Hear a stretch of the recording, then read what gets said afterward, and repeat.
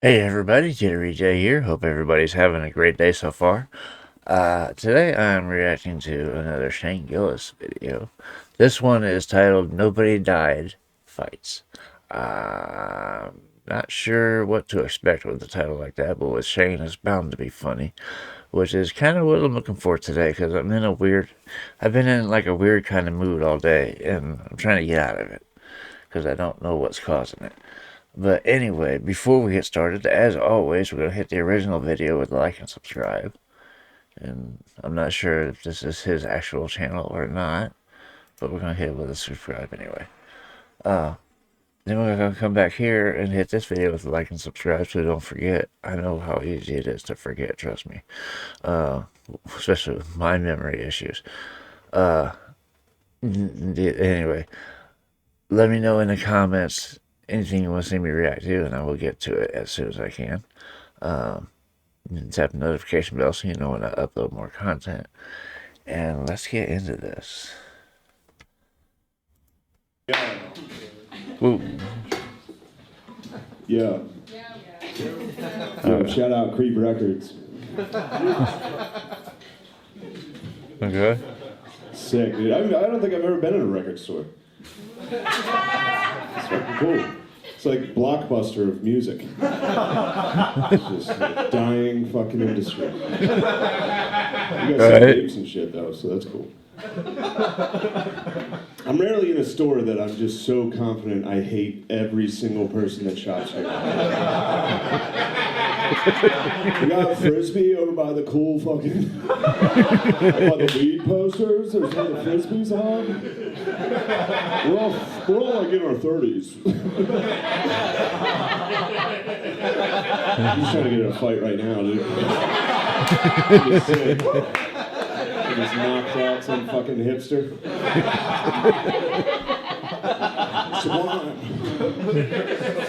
Well, he's just roasting him, ain't he? He's got a point, though. Record stores are like the last bastion of hope against the future, you know? It's vinyl's actually making a comeback, believe it or not. You can actually find a record players in Walmart again, surprisingly. But yeah, vinyl's coming back for some reason. A lot of people want to hear the original versions of songs now, which is cool. Don't get me wrong, the original versions are always the best versions, even the vinyl ones. Sublime.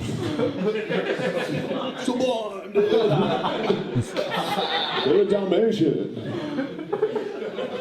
No, I don't know. It's funny to talk about fights because it's such a fucking douche thing to do. Like, yo, I'm the fucking man in fights.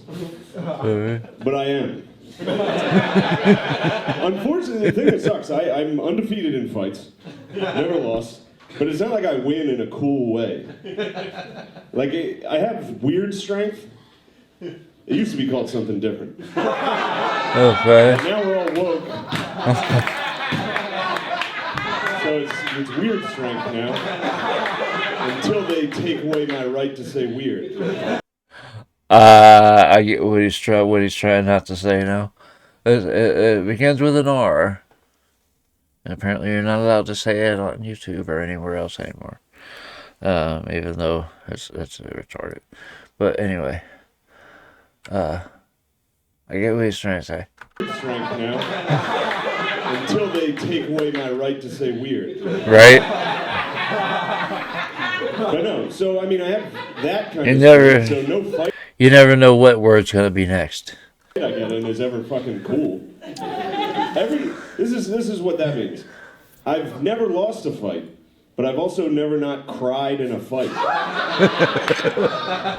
That's every fight. Every fight is just me getting punched in the face first, and then I cry, and I have one move. I just cry and walk straight at the person. Why would you hit me? And I squeeze him as hard as I can. That's the only move I have. It's just, we could have been best friends, you fucking idiot. And I cry as hard as I can.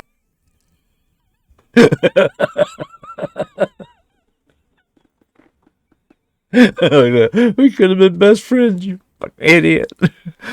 Oh god. Could have been best friends, you fucking idiot. And I tried as hard as I could. Which sucks, because when you win a fight, you want to be like, yeah, dude. Like, I've won fights at parties and been like, in your head, you're like, if you win a fight at a party, maybe you'll get some pussy. People will think you're cool, but no chick wants to fuck that guy. No chick's like, oh man, you see that Shrek who cried? Who's that Shrek over there that cried and squeezed that guy? He just walked right at him like an Irish Frankenstein.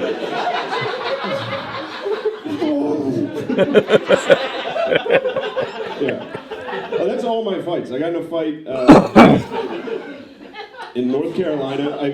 I played college football very briefly. I quit, and but when I was still playing, so I was big at the time. I'm big now, but I was like 6'3", 300. I was benching 350, dude. I was fucking. So imagine that Frankenstein move. Bench 350. I'm like, oh god, fucking murder me. But we were watching my friends fight, and I played on the football team, so we would fight like the townies. And it was Division I, so all my friends were just jacked black dudes. It was pretty fucking sick. I would just beat the shit out of these people. It was like Burlington, North Carolina. They were all white trash. And I was standing next to this dude watching my friend fight, and I definitely was just scratching my ass. Or so I was just reaching behind me, and this guy thought I was reaching for a gun. And right next to me just socked me in the fucking mouth. Oh, wow. Oh, man. I can picture that, you know? You never know what somebody's reaching for, especially in a situation like that. The dude was preemptive strike right there. A strike first or a strike last.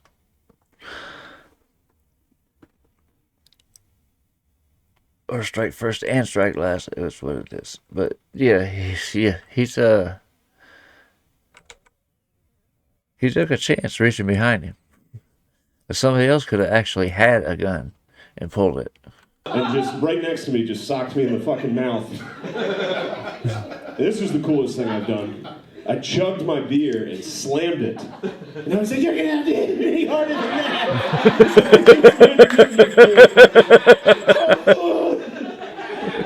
And I grabbed him and I remember he fell perfectly. Like he fell... he fell sitting, facing that way. Like he fell sitting right here, and I just grabbed him by his hair and fucking. People had to pull me off. They hit me. And then the last fight I got in was at Penn State, and this guy. Sorry. I was at a party. I was at a college party when I was out of college, which is fucking sick. And I was with my friends, and my one friend, who's a shit talker, was like, he just was like, this kid's talking shit on you, dude. He's trying to fight you. And I was like, no, he's not. Like, he definitely wasn't. He was just sitting there. And he was like, then that guy just stood up and was like, what the fuck if I am, dude? Like, what are you gonna do? And so I was like, well, then we'll fight. We'll definitely fight. And he was so little. That's another thing. I've never fought anyone my size. So I'm bragging about being undefeated, but I only fight people I'm definitely gonna beat the fuck out of. That's the rule. You never fight a wrestler, and you always fight someone you're definitely gonna beat. Like women. Also undefeated against women. Actually, that's not true. My fucking sister did. She used to fuck me up. She's 7 years older than me. She played college basketball. She fucked me up. In 5th grade, I saw Goldberg do the spear. Oh, shit. WCW, and I was like, I can do that. Classic move. There's a classic wrestling move there. Oh, man. I can just picture him, spearing his sister. It's messed up. On WCW, and I was like, I can do that. And for a week, I just beat the shit out of my sisters. Took it out on him. Classic Spears, dude. That's funny. One time, my sister, she's here, she lost a game in basketball her senior year. And I was talking shit. I was like, you guys fucking suck. At the dinner table, and my dad was like, all right, square up, finish it. We cleared out the living room table, and my sister and I boxed. Just bare knuckle fucking box. Oh, and shit. She fucking rocked me. I was like, I don't want to hit her back. And she was pissed, yeah. Oh. Katie's here. She also got drunk and punched me in the face over a game of Scrabble. Oh, shit. Thanksgiving Day, she punched me in the forehead. Just a jab in the forehead. What a fucking loser. This sounds like a fun family, you know? Jab in the forehead. What a fucking loser. How old were you at that point? You were old, dude. You trying to lie about that. You were like 30. You were 30 and wasted at Aunt Kay's house. Gillisburg, PA. Right after the archery contest. But what was I saying about North Carolina? Or no, Penn State. So this kid, I just took him outside. He started stretching like a kickboxer. He started doing leg shit, and he was like, I'm a fucking state champion kickboxer. He was like 120 pounds. Like, I was like, dude, I don't care what fucking karate you know. I'm just gonna grab you. I'm gonna fucking grab you. I'm gonna fuck you up. Don't do this. And he kept stretching. I remember he had dog tags on. So that's the type of fucking douche this guy is. Not a soldier. I'm not. He just had dog tags. Shout out Peggy. Forgot you have dog tags. That's funny. But so we walk outside, and I just walked at him and grabbed him and held him. And there was like a waist-high wall in this person's backyard. And I was just holding him over it. And he was like, okay, dude, okay. Like, he just immediately quit. And then I was like, all right, man, chill. And I let go of him. And from his back, he fucking punched me in the face. And I was like, what? And then I held him and did that thing where I freaked out. I held him with one hand and punched. And I broke his nose. There was blood everywhere. It was fucking sick. It was fucking sick. And then I blacked out. I got drunk. And I woke up in bed next to this girl. And I had blood on my hands. I was like, you want to hook up? And she was like, ew, gross. All right.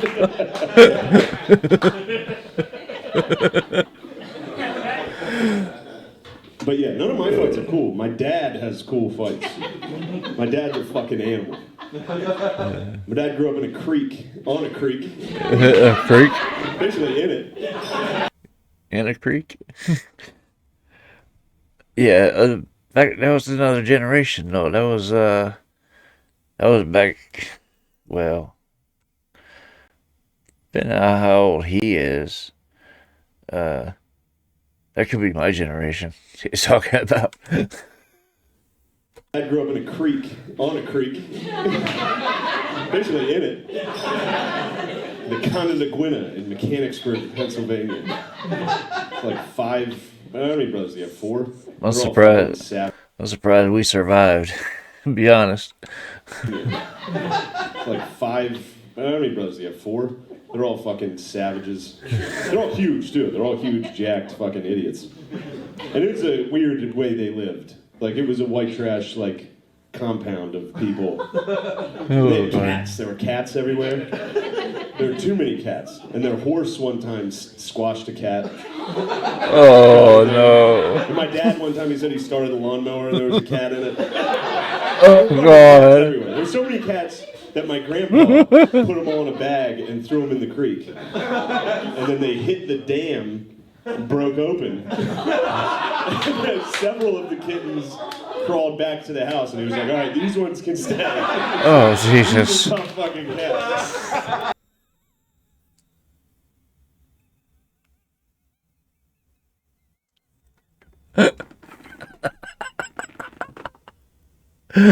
Oh, Lord.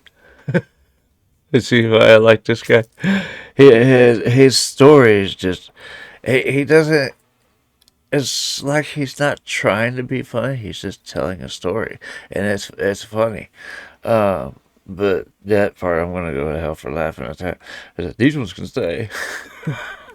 And he was like, all right, these ones can stay. Oh my god. These are tough fucking cats. That's, Which is a great story. I hate to think what happened to the other ones. But this story, this is a fucking weird story. They had a cow that they killed and ate. It was like my dad's pet. He cried and ate it. So yeah, my dad's tough. I grew up in a nice house and just played video games all the time. My dad grew up like just a moron. He wanted to grow fish in their pool over the winter. He would catch fish in the creek. It would freeze over. And then in the summer when it would thaw, he'd just eat tons of dead fish. He was a moron. Oh my god, his stories are fucking hilarious. It was a different time. Like he had to fight other kids at the Knights of Columbus picnic. He remembers being in like 4th grade having a fist fight for the dads. But no, he got in a fight one time. My uncle Frank, he's the oldest, and he's the only one that's not huge and jacked. He's like a normal guy. But I mean, he's still a fucking psycho. Like he went to Notre Dame. He left Notre Dame. He went to the Marines in Vietnam, and then left and came back and became a prison warden. Oh. And this is how funny it is because he's been in prisons his whole life. Yeah. So like he talks like a black guy from the 70s. Okay. I'll see him. Like, what's up, Holmes? I'm like, all right. You job ass motherfucker. I'm like, all right. Like my cousin Jeff caught him bench pressing in the garage listening to Ghetto Boys. He's like 68. It was fucking hilarious. Ain't nothing wrong with that. Shit. I still listen to stuff from the 80s. And, well, a lot of people listen to stuff from the 80s, but I'm talking about like early rap. Stuff like DJ Jazzy Jeff and the Fresh Prince, stuff like that. KRS-One. I still listen to stuff like that.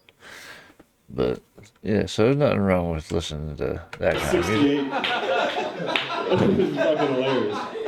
Nothing wrong with listening to that at any age. He at the time he was a volunteer firefighter in Steelton, Pennsylvania, and he would be like a first responder. So he had a what is it called, a scanner, and he would take calls and he would get to the fire first. Huh. So he got a call once, and he raced over there to get it. These people said there was a house fire, and he got there and it was just just 4 fucking idiots, and it was a motorcycle that had caught fire that they just put out.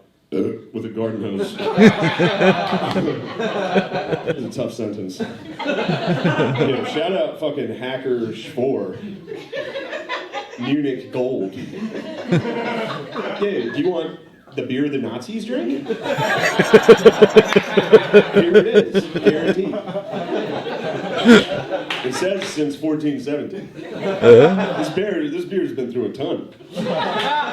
Been through the Protestant Reformation, the Holocaust. This beer went through that. Yeah. So my Uncle Joe gets there. Sorry, I'm going over. It'll be quick. I'll wrap it up. My Uncle Joe gets there, and it's just a fucking shitty motorcycle that was on fire. They put it out with a garden hose, and he was like, all right, well, now I need to use your phone, you fucking idiots. And they're like, all right, you can come use your phone. He's inside, and he's talking shit on the guys that called. He called the fire department. He was like, hey, don't rush through the city to get here. Like, don't speed through the fucking city. This is just a bullshit fire. These fucking morons. Set. This is something that... And while he's talking shit on these guys, calling them fucking morons, one of them just sucker punches them. Oh, shit. And knocks them out in their kitchen. Just knocks out my uncle. And they obviously went on his way. He went home and he was like, he was all fucked up. He got home and he saw my dad, and I guess he told my dad what had happened. So my dad was like, fuck that shit. Get the boys, we're going to these fuckers' house. Oh, God. So my dad and 3 of his friends... That sounds about right for the times. These fuckers' house. Fuck them up. So my dad and 3 of his friends, one of them had a broken arm, which is funny. A cast on his arm. They get in the car and they drive over to this guy's house, and they kick the door open, and it's just a family. They got the wrong house. Oh, shit. It's just a family watching TV. Like the kids kids were on the floor. It looked nice. They're like, where the fuck is they live next door. It's like, oh shit. And then they kick in those guys. Can you imagine? Oh my god. Being either one, the person that went in the door or the person whose door got kicked in. I think it would freak anybody out. Luckily, someone didn't get shot. All right, thank you. And, Oh and then they kick in those guys' door, and he said they were just sitting on the couch. So they just, him and his 4 friends just started beating the shit out of the 4 guys just while they're in their living room. And then, like, the guy with the cast was hitting them with the fucking cast. Oh, shit. And then one of the guys pulled out a gun. So then my dad and his friends ran. Like, just ran. He said they ran right through the fucking screen door, which is funny. Oh, God. But while they were running out, one of my dad's friends was like, we're going to burn your fucking house down, you asshole. And the neighbors whose house they broke into called the fire department. My Uncle Joe got the call. Uncle Frank got the call. Then, I'm running long, baby. Fuck it. A couple years later, my dad is going to buy a 6-pack in a bar in Steelton, and he notices those 4 guys that the house they broke into were playing pool, and he was like, I remember seeing them through the fucking the mirror. Oh, of the bar. shit. They noticed me, but he was using his brother Joe's fake ID, and the brother Joe's like, he's the biggest, strongest, but he's the only nice one. Yeah. He went to the Naval Academy for football. Like, he's a big guy, but he's kind of a weird pussy. So he's into Ancestry now. But he was a jacked monster, and he was a sweet guy. So my dad gives the bartender his ID, gets the fuck out of there. Apparently those guys went up to the bartender and were like, who the fuck was that? And the bartender was like, that was Joe Gillis. He gave him my uncle's ID. So then a couple weeks later, my dad's with his brother Joe. Shit. And his brother Joe's back from college, and he's like, oh, I got a notice from the post office. Hopefully it's my college yearbook. He's all excited. And then he gets to the post office. It was a summons for breaking and entering and assault. Oh, shit. And then, dropped it. Anyway, that's it. You guys are ready? 6, 1, 2, see you guys. This was good. This was good. I gotta see more of his stand up.